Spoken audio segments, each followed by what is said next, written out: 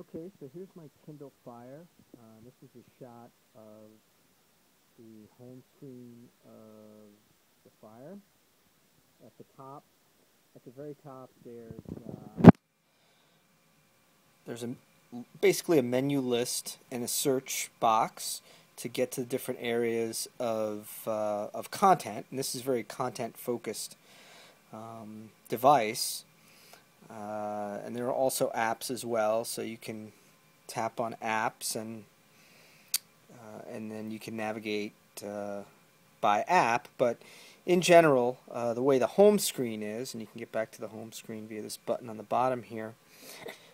The way the home screen is laid out, it's really focused mostly on content and also apps as well. You have the carousel here in the front, and this basically is a history of the different apps you've used, the different content that you've consumed, including books and movies. And there's a couple of books, and when you get to a book, it'll actually even tell you the percentage. You can see there it says 92%,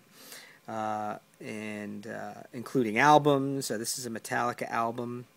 If I tap that, it will then take me to a view of the album, and you see there's two options there, cloud and device. And cloud is where all my music is right now. I haven't downloaded any of it to device, but it can play directly on the device. See, that's the beginning of it playing, and if you want to adjust the volume, you can do so with software volume slider. There's no hardware volume button. So that's just a quick shot of the music, and again, I press the home button to go back. So again, with the carousel, you can remove things from the carousel. You can customize it. So if you long press, you get a choice: add to favorites, remove from carousel, remove from device. And let's just say I choose. I didn't mean to choose remove from device. I meant to choose remove from carousel. There you go. So it takes it out of the carousel there. Now, if you add something to favorites, it goes down here into this bookshelf-like section of the home page, and these can be rearranged again by long pressing and dragging. Just do that, for example. So that's in its place. So your carousel's always up top, and then your favorites are down here at the bottom. So talked about the content focus. So if you go to most of these menu links at the top, you'll have the option of seeing what's in the cloud, what's on the device, or what's in the store. So there's very tight integration into Amazon stores. In this case, this would be the newsstand, which has magazines and newspapers. You'll see these back arrows pop up here. So that'll take you back to where you were previously, and then the home button down at the bottom takes you back home. You have so newsstand, books, which this is showing my my book library that I have from Kindle. And one of the great things about this is that when you buy it, it automatically is connected to your account with Amazon. And then again, link to the store. Go back home. Music. Again, it deep links into the music store of Amazon MP3.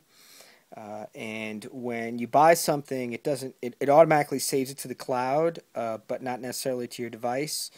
You can also upload your music from your computer and to Amazon, and then that'll all be available on here as well to either stream or download. And there is a search function which is very helpful. So I can search for one of my artists.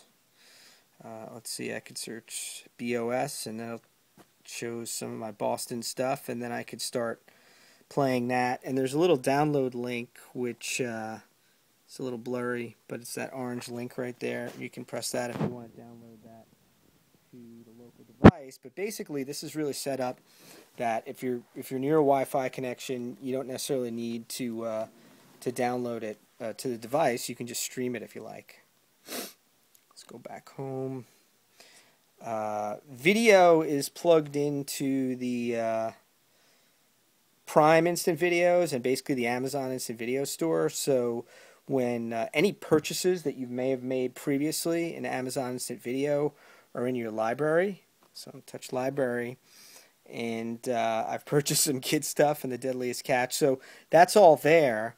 I have not bought any movies, so you can purchase content from the Amazon Video Store, or you can basically use these Prime Videos, which are if you're an Amazon Prime customer, for $79 a year, you get free 2-day shipping, and you also get access to videos that you could stream to this device and some other set-top boxes and smart TVs. There's a Steve Jobs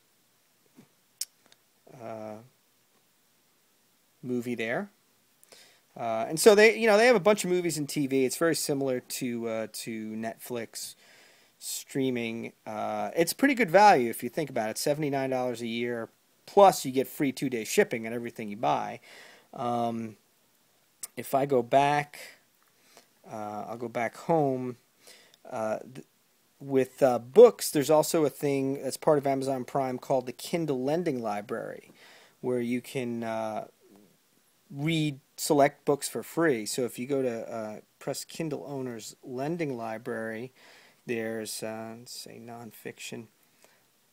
There's a whole list of books which are free to read, which is again something that helps to make the proposition for the device, and that's not just this device. This is with any Kindle.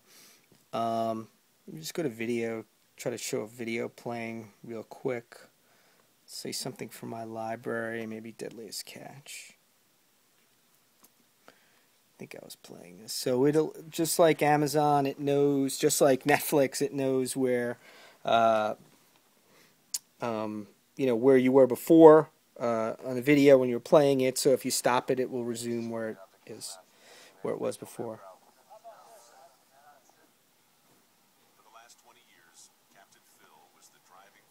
The video playback is pretty good. There definitely have been some hiccups where I've had to restart the video application, but that has been pretty rare.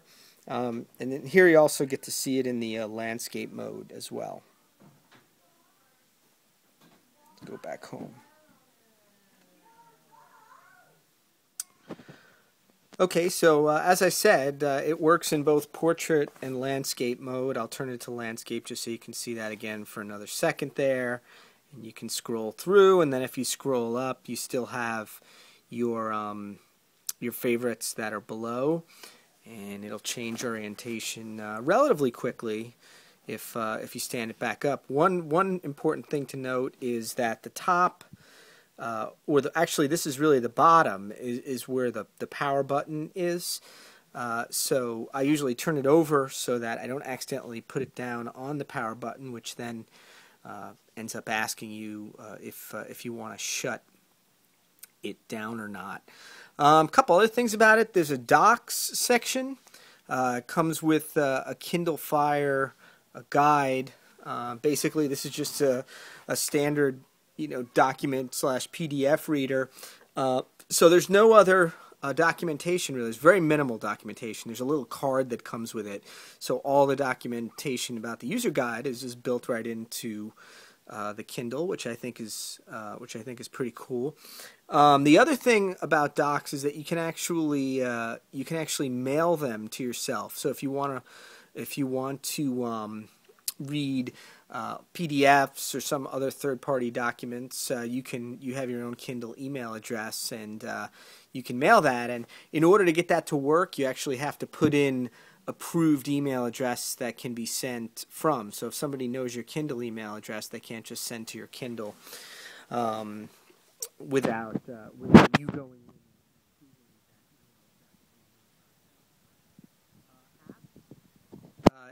is the center for where you find all the Android applications. There's an Android app of the day in the store. So if you go to the store, you can see what they have daily as far as free apps. But like the Apple devices, there's a pretty robust app store here. Things that people look for, obviously, are the important ones like Angry Birds and Netflix. And so there's a lot of those. But I must admit, I haven't gone through the App Store too much because I'm not really as concerned with apps on this device, although I have downloaded some ones like Netflix and Hulu, which work reasonably well on this device. SJ, Wall Street Journal, which subscribe to on other devices, so I tried it out on this and it works pretty well. IMDb, of course, that's an Amazon-owned property. And then there's this Amazon Shop app, which is a special app for shopping for things on Amazon.com. And this is really where you can go to do shopping if you want to buy hard goods to be shipped to you from Amazon. And it's very important to note that this is connected to your account, so it will, you can purchase things with this as it stands right now. So you may not want to share it with someone who you don't want to purchase things. Let's see. There's also a gallery application, which I guess handles any downloaded videos or images. Although to be honest with you, I haven't really thought about using the device for that. There is a Facebook link, but be forewarned, it's not an actual Facebook app. It's really just a link to the mobile website, and frankly, the mobile website works pretty well. It doesn't do everything, but it does most things. So let's see, we can go back here, and then finally, the last last but not least, I guess, is the web browser. You click on web, and that will take you to a web browser. Google on the device, and again, you can also turn it sideways, and you can, the web browser works reasonably well. There's the keyboard. Let's see, do a search for Kindle Fire. You make the keyboard go down, and let's maybe turn this sideways. See that better. Yeah, so the scrolling works pretty good. There's lots of Kindle Fire reviews and things like that. So I think that all in all, it works reasonably well. Go back here. So that's just a quick look at the Kindle Fire.